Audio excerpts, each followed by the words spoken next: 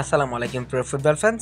দর্শক, আপনারা জানেন যে ব্রাজিলের স্কোয়াড ঘোষণা করার পর কিন্তু একজন অন্তত সবথেকে বেশি খুশি হয়েছে, তিনি হলেন গাব্রিয়েল মার্টিনেলি।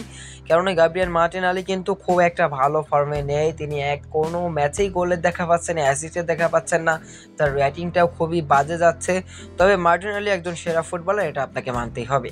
তবে তার সাম্প্রতিক ফর্ম যদি আপনি বিবেচনা করেন, সেই ক্ষেত্রে কিন্তু ডরিভাল জুনিয়র তাকে যে দলে ডেকেছে, এটা তার অনেক বড় একটা কপাল।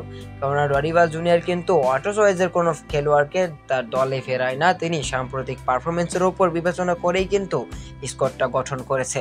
তাই তো গাব্রিয়েল মার্টিনেলি নিজের অফিসিয়াল ইনস্টাগ্রাম অ্যাকাউন্টে একটি পোস্ট করেছেন। তিনি ব্রাজিল জাতীয় দলের ডাক পাওয়ার পর একটি কথা বলেছেন। তো চলুন দেখি তিনি কি কথা বলেছেন। তিনি বলেছেন, আবারও ব্রাজিল দলের প্রতিনিধিত্ব করতে পেরে আমি গর্ববোধ করব, কিন্তু ব্রাজিলের দক্ষিণে যা ঘটছে তার জন্য আমাকে দুঃখ প্রকাশ করতে হবে এবং বলতে হবে যে আমরা কোপা আমেরিকার সময় থাকব, সমস্ত ব্রাজিলিয়ানদের জন্য লড়াই করব যাদের এখন আমাদের সাহায্য আগের চেয়ে বেশি প্রয়োজন। আমার হৃদয় তাদের সাথে আছে।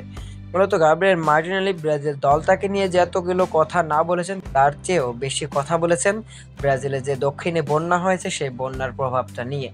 মূলত এই কথাটি বলার পর কিন্তু গাব্রিয়েল মার্টিনেলি ব্রাজিল দেশের ফ্যানদের কাছে আরো বেশি জনপ্রিয় হয়ে গেছে। কেননা তিনি কিন্তু বলেছেন যে তিনি কোপা আমেরিকাতে যেভাবে প্রতিনিধিত্ব করবেন ব্রাজিলের হয়ে, ঠিক সেভাবেই কিন্তু তাদের পাশে দাঁড়াতে চান তিনি।